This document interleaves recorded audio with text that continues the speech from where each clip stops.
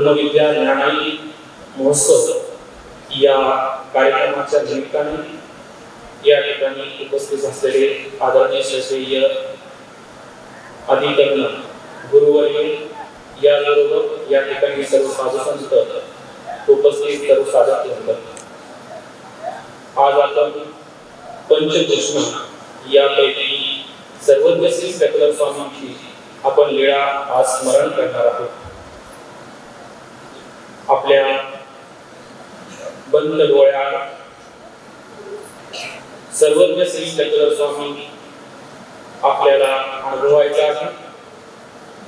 निर्विव निराकार असणारा परमेश्वर या जीवाकारणे सावेल साकार घेऊन जीव उद्धरण्याचं व्यसन अंगीकार केले आहे. संगमेश्वरी या ठिकाणी आबाईसाला सर्वज्ञ श्री सकल स्वामी म्हणतात की बाई खडकुली या ठिकाणी आपण उपहार घेऊन या. आपले संपूर्ण ज्ञान त्या लेळीच्या ठिकाणी आपण स्थिर झालो आहोत. जणू काही या लेळीमध्ये आपण एक पात्र आहोत असा आपण अनुभव घेत आहोत. गावोगावीचे विष्णुदेव भक्त गोसाव्यांच्यासाठी उपहार घेऊन आले आहेत. खडकुली या ठिकाणी स्वामींना वास्तव्य आहे. गोसाव्यांचा पूजावसर झाल्यानंतर स्वामींना ताट झाले. गोसाव्यांची आराधना झाली. बाईसांनी गोसाव्यांना थोडी वळवली विडा करून देत होत्या. त्यावेळेस आबाईसा थोडी रीत घेऊन उपहार घेऊन आले आहेत. येत असताना लखुबाईसा आबाईसाला भेटतात. लखुबाईसांना आबाईसा विचारतात की गोसाव्यांची कैसा अवसर असेल, स्वामींना कशा प्रकारचा अवसर आहे. अशा प्रकारे आबाईसा लखुबाईसांना विचारतात. लखुबाईसा म्हणतात की गोसाव्यांची पूजावसर झाल्यानंतर गावोगावीच्या विष्णुभक्त देवांचा उपहार स्वामींना घेऊन आले आहेत. गोसाव्यांना आराधना झाली आहे. गोळा झाला. बाईसा विडा गोसाव्यांना अर्पण केला आहे. आणि मग हे शब्द आबाईसाच्या कानावर येतात. आबाईसा धक्क करू लागले आहेत. मी पापीनी माझे गोसाव्यांच्या वियोगात कायसिया जाईल. हे परमेश्वरा श्री चक्रधरा राया, मी पापीनी आहे.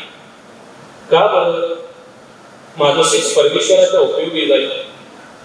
कारण असं भाग्य मी जोडलेच नाही की ज्यामुळे माझ्या क्रियेचा स्वीकार तो साधन दाता माय माऊली स्वामीराज करतील. दुःख करत करत आबाईसा येत आहे. आणि गोसावी आपल्या भार प्रदेशावरती श्रीकर ठेवून आबाईसांना विचारतात की हे काही बाई उशीर लागला, एवढा उशीर तुम्ही का लागला. आम्हाला थोर भूक लागली आहे आणि आम्ही तिची वाट पाहत आहोत. आबाईसाला स्वामी म्हणतात तुम्ही आम्हाला वाढा. आबाईसाला सांगितले आहे की गोसाव्यांचा पूजावसर झाला आहे. स्वामींची आराधना झाली आहे. आणि मग आबाईसा स्वामींना म्हणतात देवा मला माहिती आहे तुम्ही माझी चेष्टा करत आहात. गावोगावीच्या विष्णुदेवाचा उपहार आला. गोसाव्यांना आराधनाही झाली.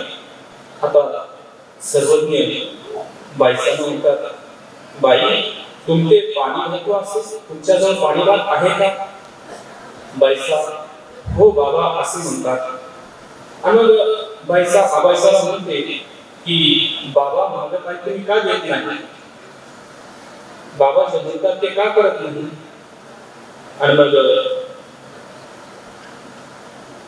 गोसाव्यांना ताट केले. वाटीमध्ये तूप घातले.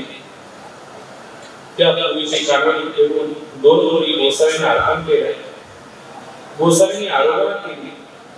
आणि मग पुन्हा सर्व म्हणाले, बाई बघा, अजून आम्हाला या ठिकाणी पुऱ्या वाढवा. आता आबाईसा म्हणतात की नाची गोसावींची श्रीमंत सुकुमार आरोग्य, स्वामींची आरोग्याची श्रीमंत आहे, सुकुमार आहे. गोसाव्यांना निरोध होईल. स्वामी बाईसा म्हणतात, बाई तुमच्याजवळ पाणी मागत आहे. बाईसा हो बाबा म्हणतात. पुन्हा बाईसा आबाईसाला म्हणतात की तुम्ही बाबा मागत असताना तुम्ही का घेत नाही, गोसाव्यांना वाढा. आणि मग पुन्हा कानाडी ठेवून एक फूल गोसाव्यांना वाढते, गोसाव्यांना आरोग्याला केली. आणि मग पुन्हा स्वामी म्हणतात, बाई वाढा.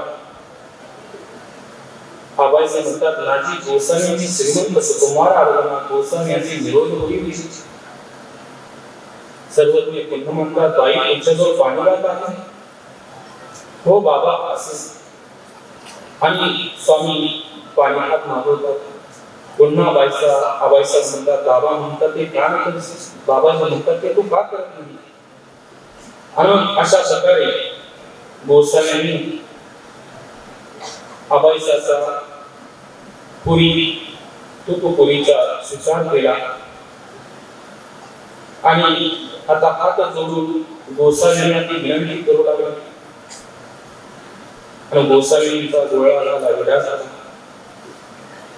बाईसा म्हणाल्या, बाबा एकी पूर्वी कानोटी खेळून आरोहणा करते का, मांडा तरी कानोटी खेळून निरू आरोहणा करते. ते बाबाने आरोहणा केली. बाबाने तुमचा पूर्ण उपहाराचा स्वीकार केला, पूर्ण आरोहणा केली. आणि मग आबाईसाला सुख झालं, आबाईसाला आनंद वाटला.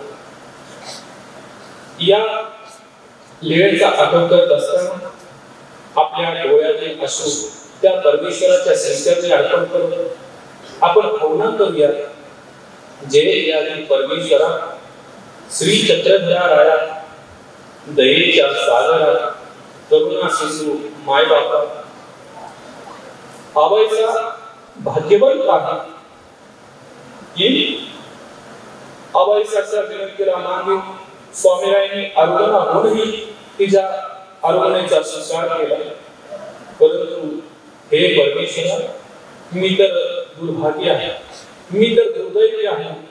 आपण आबाईसाप्रमाणे बाईसाप्रमाणे आणि भक्तांप्रमाणे मलाही घडवण्याचा आपण प्रयत्न केला, बळेच घडविले.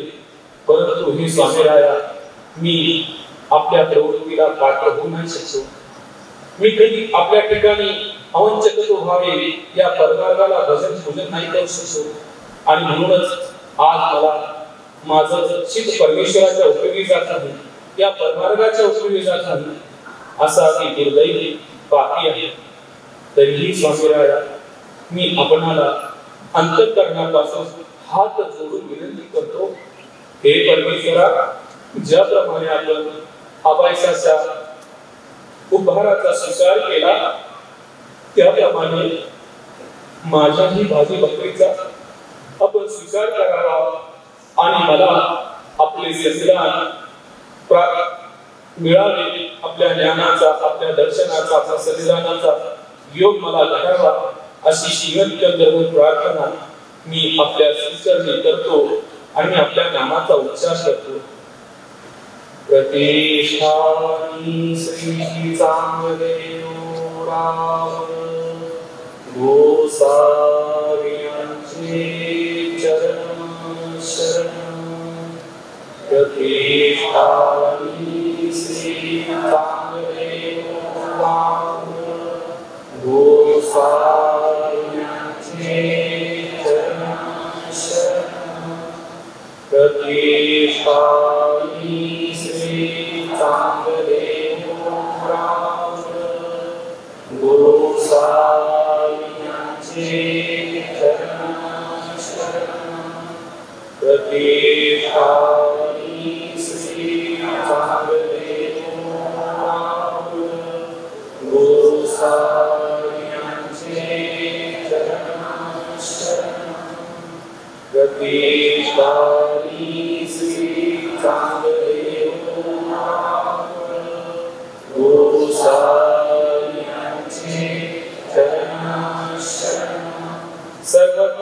श्री चक्रधर स्वामी की जय।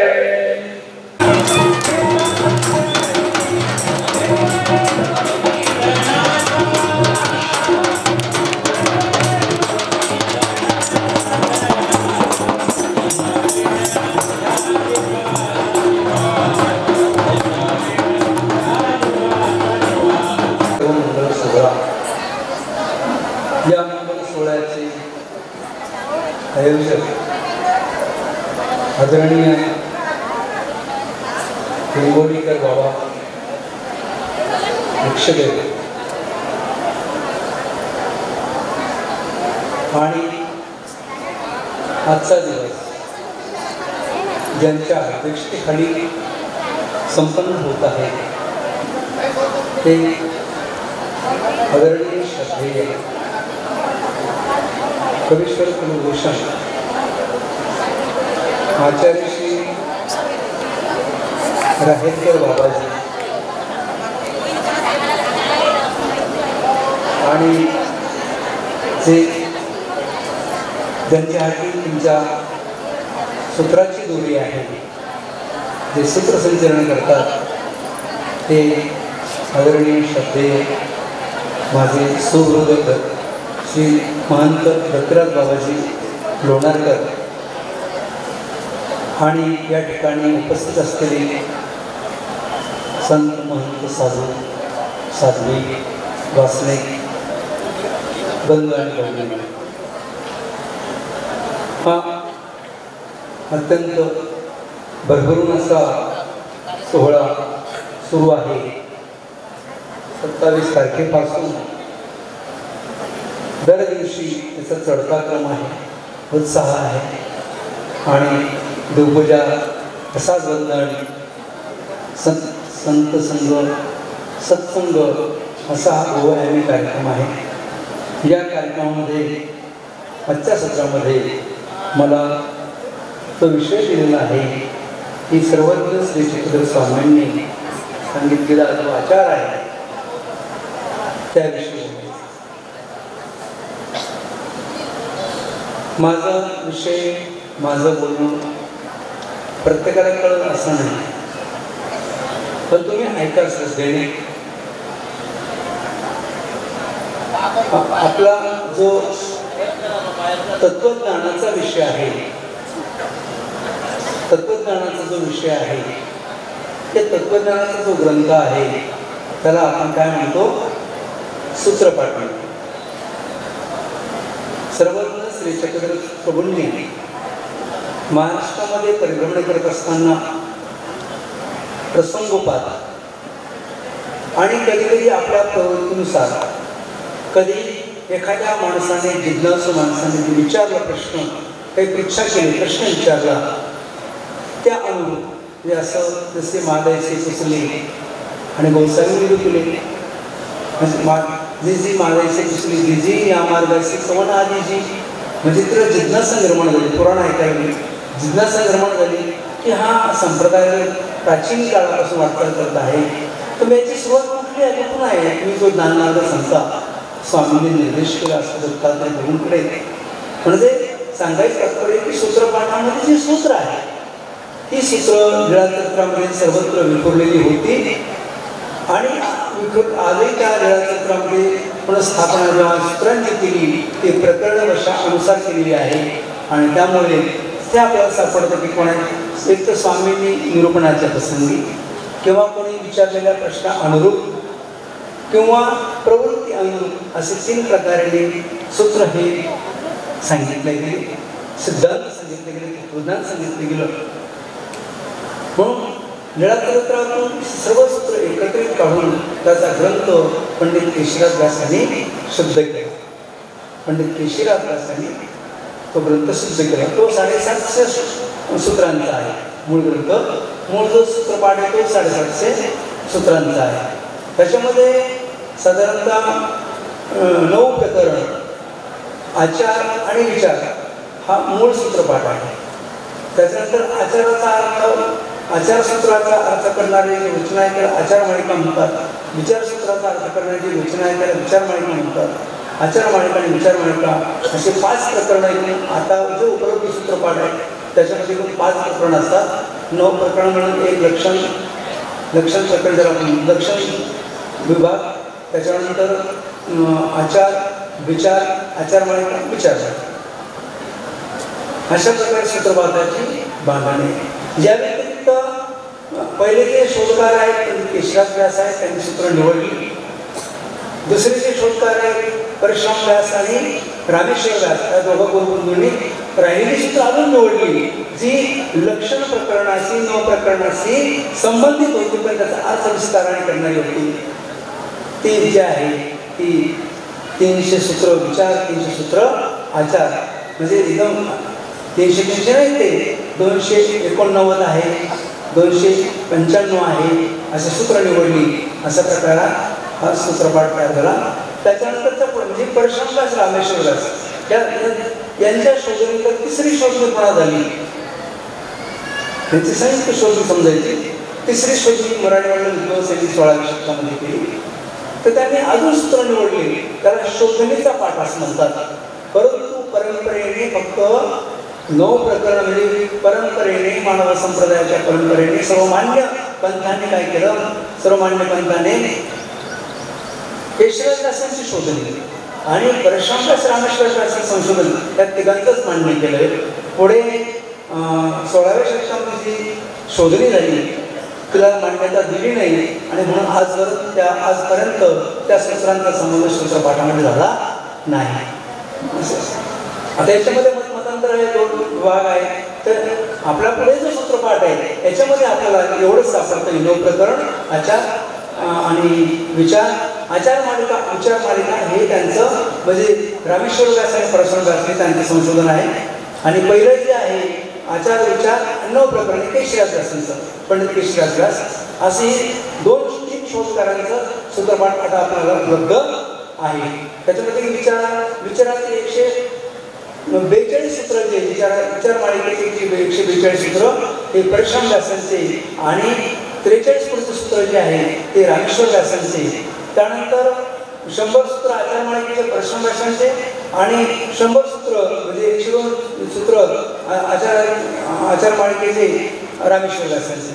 सांगायचं प्रकारे की रामेश्वर व्यास, परशुराम व्यास आणि केशर व्यास यांच्या संशोधित असलेला सूत्रपाठ आपण वाचतो, अभ्यासतो आणि हाच प्रचलित सध्याला आहे. याच्यामध्ये आता पण असं आहे की तुम्हाला मी सांगितलं की सर्वज्ञ श्री चक्रधर स्वामींनी निरूपण केलेली जे तत्वज्ञान ते मी बोललो, तो ग्रंथबद्ध झाला. आणि मग त्याच्यामध्ये मग आचार मालिका, विचार मालिका असं प्रकरणं पडली. तर आपल्या विषयाशी जे संदर्भ संबंधित आहे की आचार निरूपण, तर स्वामींसमोर जे व्यक्ती होत्या, पृच्छा करणारे होते, त्यामध्ये बाई व्यक्तासाठी अत्यंत प्रज्ञावंत होते, काही सामान्य जिज्ञासक होते, विविध बुद्धी पातळी सर्वांसारखी नव्हती. आचार्य श्री मोठे बाबांचं आगमन होत आहे, आपण त्यांना दंडवत करूया. धन्यवाद. आपण खाली बसतो, पटकन बसायचं, पटकन बसायचं, बसा. पाहिलं तर आपल्या अशा धान्य सूत्र असे आहे ते सर्वसंग प्रत्यात्मन सर्व सादर करणार लागू आहे. काही सूत्र असे आहे की सर्वसामान्य कोणालाही लागू आहे, सर्वांना आचरणीय आहे, सर्वांना लागू आहे, असे काही सूत्र आहे. तर आपल्या या सूत्रपाठाच्या बांधणीमध्ये आचाराचा आपण विचार करतो तेव्हा याची मांडणी केलेली आहे, विषयाचा क्रम आहे. सूत्रपाठाच्या मांडणीचा विषयाचा क्रम आहे. त्यामध्ये पहिले जे आहे आपल्याला दिसतं की त्याग करण्याच्या प्रकाराची सूत्र आहे. म्हणजे अनुसरणासाठी काय करतो, त्याग करतो. मग त्याग कसं आहे त्या संदर्भातले सूत्र आहेत. 29 सूत्र आहे, 1-26 सूत्र आहे. त्या सूत्रांना, या प्रकरणाला, या सूत्रांना एक प्रकरण म्हटलं जातं. या सूत्रांचं मिळून एक उपप्रकरण आहे. जसं आचार हे पूर्ण प्रकरण आहे, त्या सूत्रांचं मिळून एक उपप्रकरण आहे. या प्रकरणाला त्याग प्रकरण असं म्हणतात. या प्रकरणाला त्याग. या त्याग प्रकरणानंतर त्याग केल्यानंतर करायचं काय, मुख्य आचरण काय आहे. त्यागामध्ये अनुसरण आलं, त्यागामध्ये अनुसरण आलं तर मग मुख्य आचरण काय, तर स्मरण हे मुख्य आचरण आहे आणि कोणासाठी आहे, सर्वांसाठी आहे. तो नामधारक आहे, वेदवंत आहे, बोधवंत आहे, अनुसरण आहे, कधी साधक कोणी असू द्या, सगळ्या साधकासाठी नामस्मरण हा मुख्य विधी आहे. म्हणून अन्वयावकरांनी त्यागानंतर स्मरण प्रकरण स्मरण वाक्य मांडलेली आहे आणि स्मरण वाक्य म्हणजे स्मरण प्रकरण असताना म्हटलेलं आहे. आणि सूत्र जे आहे ते जे आहे स्मरण वाक्य तर ते 7 आहे. 7 सूत्राचे जे प्रकरण आहे ते स्मरण प्रकरण आहे. त्यानंतर स्मरणाला सादर होऊन धन्यवाद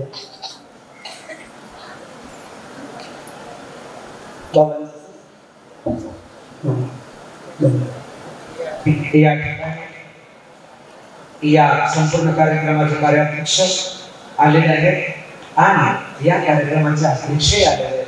दोघांच्याही या कार्यात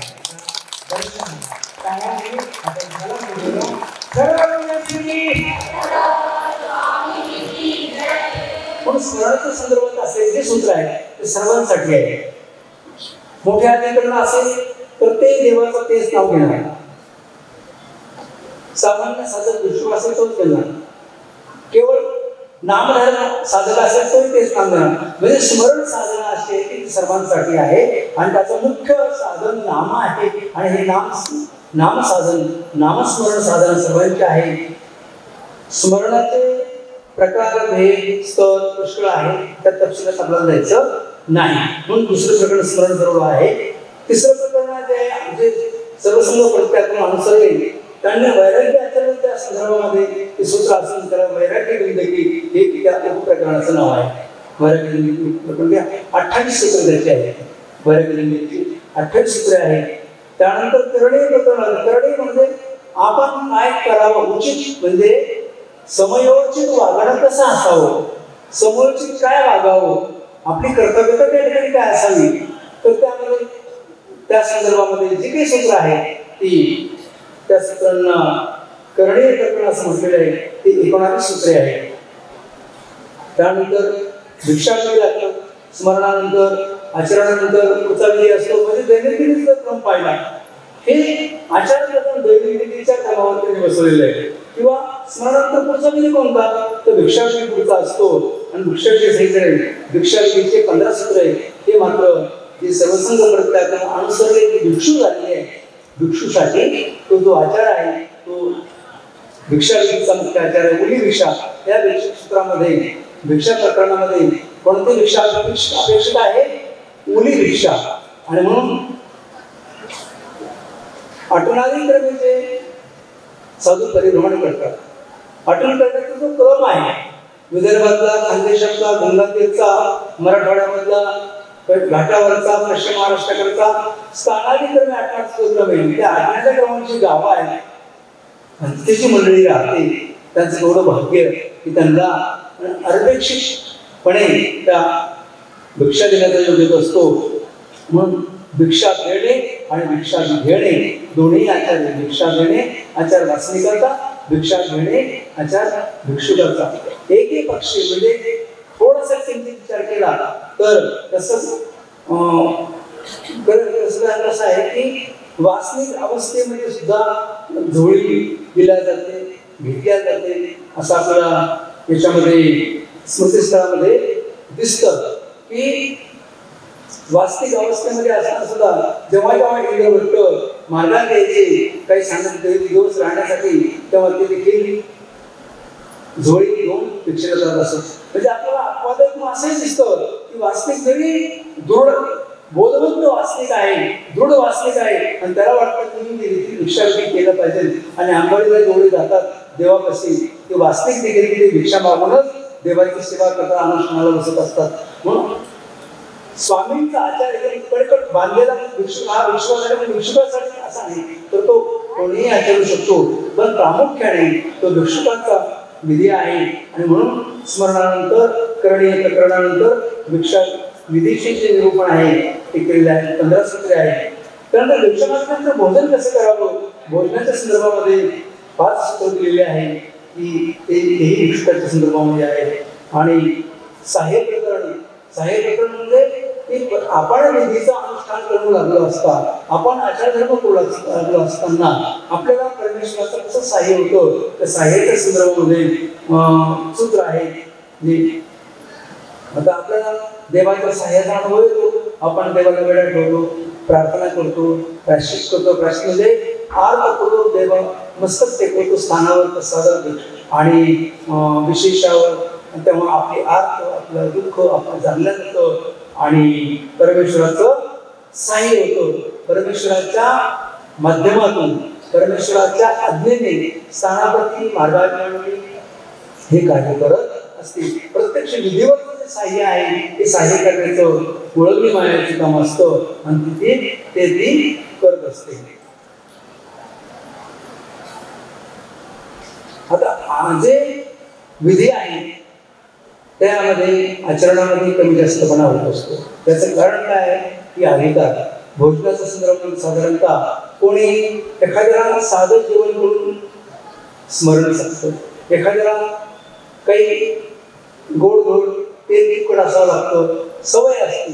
ज्याला अधिकार अनधिकार भोजनाच्या संदर्भातले त्याचं निरूपण स्वतंत्रपणे केलेलं आहे. ते 10 सूत्र आहे. शीत निद्रा म्हणजे थंडी सहन करणे, निद्रेने थंडी सहन करणे, त्या थंडीमध्ये निद्रा येणे, देवाला अंतरित असलेली निद्रा कशी असावी की देव बी आठवला जावा आणि साधना बी आपली घडावी या संदर्भामध्ये असतं आपल्या ध्यान येतं. या ठिकाणी परमपूज्य आदरणीय श्रद्धेय निर्गुण मुनीजी भोजन यांचा गमन झालेला आहे. त्यांचे विचार आपल्याला ऐकायचे. आयोजकाच्या वतीने बाबांचं सहर्ष स्वागत. बाबा पुढील विचार. अभय अभय म्हणजे देवाने प्रत्यक्ष आपल्याला अभयदान दिलेलं आहे. न बिया हो साधे हो तुम्हावरी तुम्ही बाजूत मारा घरीच येईल. न बिया हो साधे जेव्हा भीती जी आहे ती अनेक प्रकारची असते. तर त्या संदर्भामध्ये पंच भौतिक जे आहे त्या माध्यमातून होणारं निघणं, त्याच्यानंतर भूतसृष्टीचे वेगळं म्हणजे प्राणिकांचा होणारा त्रास, त्याच्यानंतर पंचभूताचा होणार अति पाऊस, अति वारा, अति वादळ, अति उष्णता असा उपद्रव, जे काही संकट येणारे असतील त्या सर्व संकटापासून सहाय्य करण्याचं अभय देवाने अभय दिलं की तुम्ही द्यायचं कारण नाही की न व्यावं साधे हो येथील तुम्हावरही वाजत वारा म्हणजे वाऱ्यासारखं भयंकर जरी पंचमहाभूतासारखं भयंकर जरी संकट आलं त्यामधून मी काय तुम्हाला सहाय्य करू असं देव त्या ठिकाणी म्हणतात आणि अभय देतात. म्हणजे जो देवराटीचा साधक आहे, नामधारक असेल, वासनिक असेल, भिक्षुक असेल, अधिकार असेल, जो आहे साधक त्या प्रत्येकाला सहाय्य करण्याचं अभय देवाने दिलेलं आहे. इत्यादी आपल्याला परमेश्वराची तादात्म्यता असावी. तादात्म्यता म्हणजे ईश्वराविषयी असलेला प्रेम, ओढ, जिव्हाळा. तादात्म्य शब्द सांप्रदायिक आहे, सांप्रदायिक पारिभाषिक शब्द आहे, परंतु त्याचा अर्थ आहे ओढ, जिव्हाळा, प्रेम, आवड, लागलेपणा. त्याविषयी निरूपणाचे सूत्र आहे. ते म्हणतात अरे तुम्हाला तो साधारण संदर्भात तो विषय आहे की देवा तुमच्या विषयी मला कोणीही आवडत नाही, तू मग जैसे पडे तैसे आहे, कोणीच पडले नाही, तुमच्यासारखेक्षा मला कोणीही आवडले नाही. मग त्या संदर्भात त्या सांगतात येथील तुम्हाला तारीखच्या कोणत्या एकरीने पडेगा. तुम्ही जरी तसे म्हणत असता मात्र तुम्ही हे लटकं बोलतात, तुम्हाला आम्ही तेवढे प्रिय नाही असं त्या ठिकाणी बोलून दाखवलं की असे वेगवेगळ्या विषयाचे परमप्रती असावी. परमप्रतीची महिमा सांगणारे सूत्र आहे. आपल्याला माहिती आहे ते सूत्र, ते परमप्रतीच्या संदर्भामध्ये सूत्र आहे की आपण ईश्वर साधक आहोत. ते 7 सूत्र आहेत. आपण ईश्वर साधक आहोत. ईश्वर साधकांच्या माणसामध्ये वैर ठेवू नये, वैरभाव वाढवू नये. जितकं प्रयत्न करता येईल तेव्हा आपण केला पाहिजे. आणि आपल्या मनुष्य स्वभावाला जो आपला वैर कशाने होतो की अहंकार, अभिमान याच्यामुळे होतो. अहंकार आणि अभिमान, स्वपक्ष अभिमान म्हणजे आपल्या एखाद्या विचारांचा असलो, आपण एखाद्या कोणा विचारसरणीचा असलो, त्या विचारसरणीला प्रभावित होऊन आपण त्या विचारसरणीला सत्य मानतो. त्याचं त्याचं अनुकरण करतो, त्याला मानतो, त्या विचारसरणीच्या संत म्हणतात, त्या विचारसरणा वाचतो असं नाही. अचूक गोत्री आहे, एक आहे. आणि म्हणून कुठलाही गटाचा विचार वर्ण अवर्ण जात पात वर्ण अवर्ण प्रदेश भाषा असा कुठलाही अभिन्न देश या गुरुवर्मान सुपक्षावर बाळगता हा माझा अचूक गोत्री आहे या धारणेतून असलं पाहिजे. या संदर्भात जी सूत्र आहे ती सुद्धा देवाने आपल्याला सांगितली आहे की परमकृती त्या संदर्भातील सूत्र आहे. परमकृतीच्या संदर्भामध्ये तर देव सांगतात एका प्रसंगी की देवाईच्या नावाची बोधवंत वासनी गृहस्थ पिंपळगावच्या आपल्या घरी होती. नागरिकांच्या काहीतरी कामानिमित्ताने पैठणहून राक्षस मुलाकडे गेले आणि येत असताना सरळ आले आणि रस्त्यामध्ये एका काठीमध्ये रस्त्यामध्ये पैठणच्या दक्षिण बाजूला पिंपळवाडी नावाचं गाव लागलं.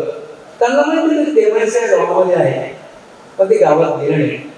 तेव्हा भेटले त्याला वाटलं की आपल्या ओळखीचे लोक या ठिकाणी आहेत आणि ओळखीचे लोक असताना आपले ते निंदा करतील कवारटी करतील असं तरी त्यांचं मनाला वाटलं, संकोच वाटला की आपण सर्वस्व सोडलं आणि स्वामी श्री चक्ररामाशी राहिलो आणि गंगाधरामध्ये ती कीर्ती पसरून गेली. अरे सर्व संघ प्रतिष्ठाने सर्व घरदार गोत्र कुटुंब टाकलं आणि एका साधूच्या सांगण्यात हा राहिला असं गंगाधरला सगळीकडे झालंच. त्यांच्या सगळ्या सेवे संबंधियामध्ये आणि म्हणून मला संकोच वाटला लागला. ते सरळ आले पैठणला भेटली सायंकाळ झाली त्यामध्ये काय आले हो तुम्ही ज्या कामाला मानतो म्हणून तुम्ही रस्त्यामध्ये तुम्हाला पिंपळवाडी नावाचं गाव लागलं म्हणजे हो पिंपळवरून आला पण देवती पडताळे देवासाठी भेटले काय पण जिजी नाही का बरं जिजी म्हणजे जाता संकोच असेल म्हणजे निरोध असेल जावं म्हटलं पण मला माझ्या मनाला संकोच वाटला अपमान वाटलं असं वाटलं आणि म्हणून देऊन आहे असं नाही.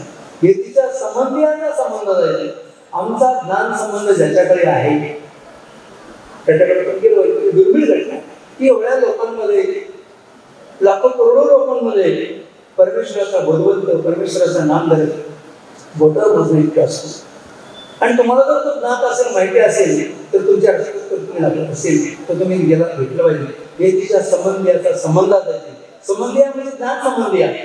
आमचं ज्ञान त्यांच्यापाशी आहे, आमचं ज्ञान तुमच्यापाशी आहे. ज्ञानाच्या कारणाने तुम्ही एका गोत्री आहे. परमेश्वराचं ज्ञान आहे, परमेश्वराचं नातं आहे, तुम्ही अचूक गोत्री आहात म्हणून तिच्या संबंध ते आणि तो म्हणे ते तुम्ही त्याच्या भेटले गेल्यानंतर तुम्हाला त्याने आदर स्वागत आगत्य करताना जे काही तुम्हाला दिलं ते तुम्ही घेतलं पाहिजे, स्वीकारलं पाहिजे. मला हे चालत नाही, मला ते चालत नाही असं म्हणून जमत नाही. प्रकृतीला मानवी आणि त्याच्याकडे रेषिक काय असेल तुम्ही घेतलं पाहिजे. कारण खानपानाशिवाय एकत्र घेण्या देण्याशिवाय खानपानाशिवाय प्रेम वाढत नसतं आणि म्हणून खानपानाशिवाय प्रेम वाढत नाही, एकत्र उठण्यापासून प्रेम वाढत नाही. एकत्र खानपान विशेष स्नेहभाव धरून वाढते. म्हणून सर्वात महत्त्वाचं सांगा की तुम्ही एकत्र खानपान करा. हा जसा आचार भिक्षुकासाठी आहे तसंच आचार वास्तविकांसाठी एकत्र खानपान. आणि म्हणून तर आपण मग प्रसाद जो म्हणतो भोजनाचा प्रसाद की मार्गात गेलो मठात गेलो आग्रह केला साधू संतांनी तर आपण तो घेत असतो आणि घेतला पाहिजे. कधी आपण मार्गामध्ये पंगत करतो आणि चार लोक संगीत सोबती इतर वास्तविक देखील बोलत असतो. पूर्वीच्या काळामध्ये चतुर्मास्य करत जेव्हा मार्ग परिभ्रमण करायचे गावाच्या बाहेर झाडाखाली आंबराईमध्ये मार्ग उतरायचे. गावामध्ये 4 दिवस माणसं उद्देश असायचे. काही ओळखीचे काही नाते कोरोना झालेला ज्या दिवशी एखादं कोणी मोठ्या यजमानाची पंगत असेल मग त्या गावातले प्रतिष्ठित 4 लोक बोलून आणायचे सोबत किंवा त्यांनाही तो अवसर पाहायला मिळावा, मार्गाचा प्रसाद भेटावा आणि त्यांना बुद्धी निर्माण व्हायची की अरे हे लोक हे आम्हाला साधू आले, साधू संतांचे मी केलं ते करतात आलं, आपण हे केलं पाहिजे. आणि मग अन्य लोकांना देखील सद्वासना निर्माण होते की देवराटीच्या काही क्रिया करण्याची त्यांची वेळ वाढते, संस्कार वाढतात. देवराटी क्रिया करण्याचे संस्कार वाढतात. आपण सर्व गर्भराटीनच देवराटीमध्ये आलो. अधिकार वाढता वाढता आपण पुढे येत असतो.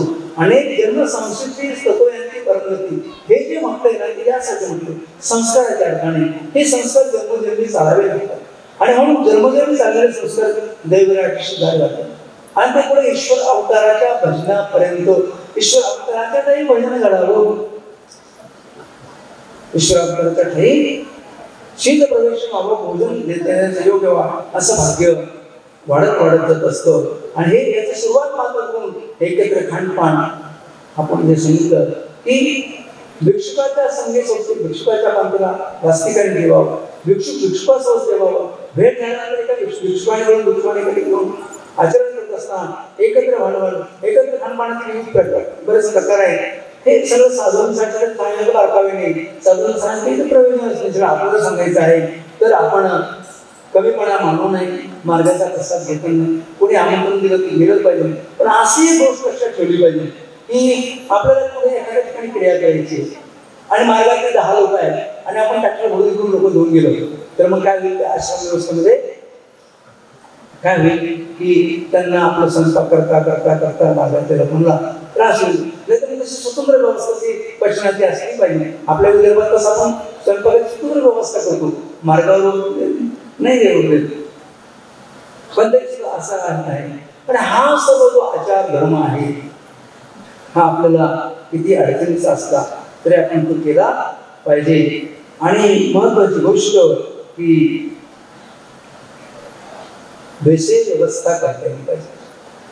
काय विषय व्यवस्था करता येईल पाहिजे.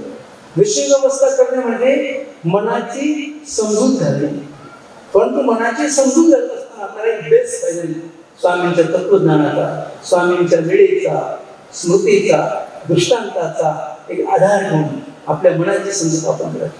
कधी कधी काय होतं की एखाद्या व्यक्ती अपमानित बोलता बोलता एखाद्या विषयी अपशब्द बोलला जातो, अपमान केला जातो.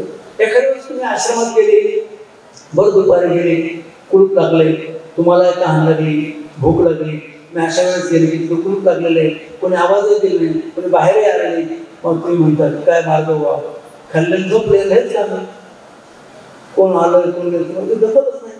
आणि मग तो माणूस नाराज होऊन जातो, मग तो दोष घेतो. तेव्हा दोष नाही घेतला, अरे आपण अवेळी आलो, हा त्यांचा विश्रांतीचा टाईम आहे, दुपारी 3:30 वाजताची पोथी असेल आणि म्हणून हा त्यांचा विश्रांती तेवढाच टाईम आहे. अशी विषय व्यवस्था केली तर दोष चुकतो, विषय व्यवस्था केली नाही तर दोष वाढतो. म्हणून हे आपल्या हातात आहे. मग स्वामी सांगतात की विषय व्यवस्था करूये तयासीच ऐकूये. याचं प्रकरण कसं असं आहे की एक वेळेस म्हटलं की माझ्या म्हटली जी आम्ही गावामध्ये पारेकरी मठामध्ये मंदिरामध्ये पोथीपान चालतं, आम्ही तिथं ऐकायला जातो. मग ते भागवत सांगतात, कथानक सांगतात, त्यामध्ये श्रीकृष्ण लीला असतात. कृष्णाची इतक्या 108 मुख्य राण्या, मग 16 सहस्त्र, प्रत्येकाचे सुंदर बंगले, राजमहल आहे, नोकर चाकर आहे, सेवक आहे, इथं आहे तिथे आहे, ते असे पराक्रमी. त्यांनी असं केलं, श्रीकृष्ण लीला ऐकता त्यांनी युद्धही केलं, महाराजांनी सांगितलं आणि नीती सांगितली, कुटुंब सांगितली. हे ईश्वर अवतार कसे आहे, इतक्या सामाजिक जीवनामध्ये येऊन त्याने एकाचा व्यवहार घातला घेतला नाही, असं कसं देऊ, असं मनामध्ये. म्हणून स्वामी श्रीकृष्णांची लीला ऐकताना किंवा तुम्ही इतरांच्या संघे सोबती आध्यात्मिक चर्चा करताना, तत्वज्ञान ऐकत असताना तुमच्या बुद्धीवर त्याचा परिणाम झाला नाही पाहिजे. तुम्ही तुमच्या विचारावर ढळे चढले पाहिजे. तुम्ही एकनिष्ठ भक्ती ईश्वराच्या लीला मध्ये स्वीकारता, 5 कृष्णाला 5 अवताराला ईश्वराच्या लीला मध्ये स्वीकारता, त्याच्यामध्ये किंतु परंतु पडायला नाही पाहिजे. म्हणून संस्था त्यावेळेस माझे सांगतात की विशेष भागवत ऐकूये जी देवता बाई विषय व्यवस्था करू जाणे त्याला विवेक करता येतो, ज्ञान विवेक करता येतो आणि दोषाच्या ठिकाणी दोषाचा गुण घेता येतो. अशा माणसाला ते ऐकता येईल, असं तो प्रकरणवश आहे. म्हणजे त्या संदर्भात ती लीळा आहे अशा प्रकारे. आणि अन्य वार्ता निषेध, अन्य वार्ता निषेध हा समाजाचा नियम आहे. वासनिक असेल, भिक्षुक असेल, स्त्री पुरुष कोणी, अन्य वार्ता म्हणजे देवाचं नाव सोडून, नामस्मरण सोडून, देवाची कथा वार्ता सोडून, देवाची लीळा सोडून प्रामुख्याने भिक्षुकावर की तुमचा वेळ अन्य वार्तेमध्ये जाऊ देऊ नये. वास्तविकाला अंशतः याचा अर्थ असा असतो की आवश्यकता नसेल तर संभाषण करू नका, मौन राहा. मौनामध्ये ताकद आहे, जास्तीत जास्त मौन राहा, मौनात ताकद आहे. एकाच गोष्ट दुसऱ्याच्या लावायची, तिसऱ्याच्या लावायची आणि एखाद्याच्या उचापाती ज्याला आपण म्हणतो उन्हा शब्द आहे असेल उन्हा म्हणजे चांगलं सांगणे, दुनं म्हणजे वाईट सांगणे. उन्हा म्हणजे वाईट सांगणे, दुनं म्हणजे चांगलं सांगणे. गुन्हा म्हणजे प्रगतीचं दुप्पट चांगलं गुन्हा सांगणे आणि उन्हा म्हणजे कमीपणाचं सांगणे. म्हणजे उन्नत जो भाग आहे तर आपण कोणाविषयी उन्नत करणे म्हणजे अन्य वार्ता करू नाही. शक्यतो या गोष्टीला आपण सर्वज्ञांचा आचार आहे आणि म्हणून बऱ्याच वेळा काय होतं आपला कुठलाही संबंध नसतो, पण तरी सुद्धा आपण रशियाचं राजकारण बोलतो, युक्रेनचं राजकारण बोलतो, अमेरिकेच्या टेरिफच्या राजकारण बोलतो, चीनच्या आंतरराष्ट्रीय धोरणावर बोलतो. त्याचा आपला काही खास संबंध नसतो. चर्चा करतो आपण मात्र भरपूर. मग याच्यामध्ये जो आपला वेळ येतो, जो अपव्यय होतो, शक्तिक्षय होतो, हा शक्तिक्षय न होता होऊ दिला नाही पाहिजे. मौन असलं पाहिजे किंवा धर्म गोष्टी केली पाहिजे. जी व्यवहारातील जी आवश्यक आहे ती गोष्ट केली पाहिजे. असं अन्य वार्ता करू नये. विशेष प्रकारे मंगळकाळ जिथे असेल, मंगळकाळ म्हणजे शुभ काळ, जिथे स्थान आहे, मार्ग आहे, प्रसाद आहे, सत्संग आहे, पोथे आहे, या ठिकाणी देखील आपण साधारणतः काय या गोष्टी लक्षात घेतल्या पाहिजे की मंगळकाळी आपण अन्य वार्ता करू नये. मंगळकाळामधला सूत्र ऐकण्याचा, शास्त्र ऐकण्याचा, वेळा ऐकण्याचा, बऱ्याच निरोपण चालतं, पोथी चालते आणि पाठीमागे कधी कधी गप्पा सुरू होतात. मी या गोष्टीला मात्रा दिली पाहिजे. आपल्याला मात्रा दिली संयमित करणे, नियमित करणे, अंश केलं पाहिजे. हा आचार सर्वज्ञ प्रभूने आपल्याला सांगितलेला आहे की आणि प्राप्त दोष प्रायश्चित आपल्याला प्रिय आहे. एखादी आपल्याला माहिती की प्रायश्चिताला खूप महत्व आहे. दैवराटेमध्ये संपूर्ण समाज जो मानव संप्रदाय आहे सर्व स्तरातील हा प्रायश्चित करत असतो. प्रसव मोडणे, प्रायश्चित करणे हा विधी आहे आणि म्हणून सर्वज्ञ प्रभू दिले क्रियेशी अनुता पुरस्करण असं स्वामींचं सूत्र त्या संदर्भामध्ये आहे. त्याचा प्रसंग असा आहे की क्रियेशी अनुता पुरस्करण त्याचं सूत्र असं आहे की प्रकरण असं आहे की पैठणला देव आले असताना कोणीतरी स्वामींच्या दर्शनाला येऊन गेलं, केळी अर्पण केली, देवाने केळी स्वीकारली होती आणि ते केळीचं साल असं नाही. दुसरा प्रकरण असं आहे, सर्वात्म श्री चक्र प्रभू काहीतरी कवडे साऱ्या मंडळासोबत कवड्याचा डाव खेळत होते. ते कवड्या सरकवण्यात असतं, पोपळ सुपारी असं करता करता एक पोपळ हातात सर्वजणांच्या काय झालं की खाली निसटून पडलं आणि ते घरकडत गेलं. ते मादेशाने पाहिलं आणि मादेशाने पाहिलं ती सुपारी घेतली आणि तशी देवाला टाकून घातली. देवाने ती जगली, परंतु देवाने सहेतुक मादेशाकडे पाहिलं की आपलं माझ्या एखादी चूक जर झाली आणि त्याच्याकडे सहेतुक पाहिलं तर त्याच्या लक्षात येतं अरे आपलं काहीतरी चुकलं. तसं देवाने पोपळ टाकून झेललं आणि तिच्याकडे पाहिलं आणि तिने लक्षात घेतलं की आपलं काहीतरी चुकलं. आणि ती काय चुकलं तर सर्वज्ञ श्री चक्र स्वामी ईश्वर परब्रह्म परमेश्वर अवतार आहे. आपण उठलं पाहिजे होतं, ती हातात घेतलं पाहिजे, उठून जवळ येऊन त्यांच्या हाती द्यायला पाहिजे होतं, पण आपलं सुद्धा आपण टाकून दिलं म्हणून ती कोळणी आणतात त्यांना जीजी चुकली अशी जवळ आली, म्हटली जीजी चुकली अशी म्हटली आणि अंता व्यक्त केला. देव म्हटले आता अशा शिक्षणाला काय केलं पाहिजे तर देव म्हटले बाई क्रियेशी अंता पुरुष, जी क्रिया घडली चुकीची त्या संदर्भामध्ये मनामध्ये अनुताप होणं, अनुताप होणं म्हणजे मनाचा धडधडाट होणं, मनामध्ये एक स्वतःविषयी एक दोष मुक्त होणं, स्वतःविषयी अपराधाची भावना तयार होणं आणि त्याविषयी डोळ्यातून अश्रू येणं, तेच क्रियेशी अनुताप आणि पुरस्करण. तीच गोष्ट अनुताप करून तुमच्या गोष्टीची पुरस्कार करते, म्हणजे ती गोष्ट अविधी गोष्ट पुढे जाऊ दे नाही. तिथंच वेळ तिथेच मोडते, तिथलचा कुसंस्कार तिथेच मोडतो. याला प्रसव मोडणे म्हणतात. जे प्रसव म्हणजे जे अनिष्ठाचा म्हणजे जे नकारात्मक आहे ते नकारात्मक संस्काराची जी चाल आहे त्याला वेग म्हणतात, त्याला प्रसव म्हणतात. आणि सकारात्मक संस्काराची जी चाल आहे त्याला प्रतिकारांत म्हणतात. प्रतिकारांत म्हणजे ते मोडता काय नाही, प्रसवाची चाल मोडतात. नकारात्मक संस्काराची चाल मोडणे तो प्रसव आहे. आणि त्या संदर्भात अनुताप ही मुख्य गोष्ट आहे असं सर्वज्ञाने आपल्याला त्या प्रसंगी सांगितलेलं आहे. त्यानंतर मान्यता प्रकरण असतात. या परमार्गामध्ये हा वासनिक, भिक्षू, स्थान, प्रसाद, चतुर्खांबी हा परमार्ग आहे. याच्यामध्ये वासनिक आणि भिक्षू चेतन घटक आहे, ते संवेद्य आहे, ज्यांना जाणीव आहे.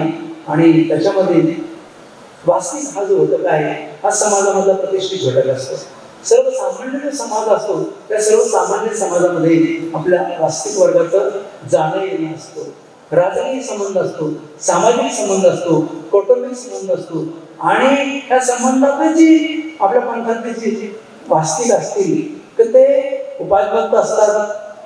प्रसंगी जे उपायभक्त आहे त्याचा देखील आपण सन्मान केला पाहिजे असं भिक्षुकाला सांगितलेलं आहे. आणि जे संत महंत थोर आहेत, उपायभक्त आहे, त्यांचा देखील आपण सन्मान केला पाहिजे.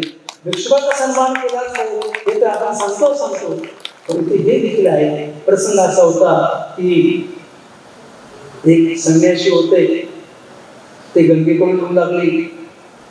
त्यांनी आणि स्वामी गंगेकडे चालले.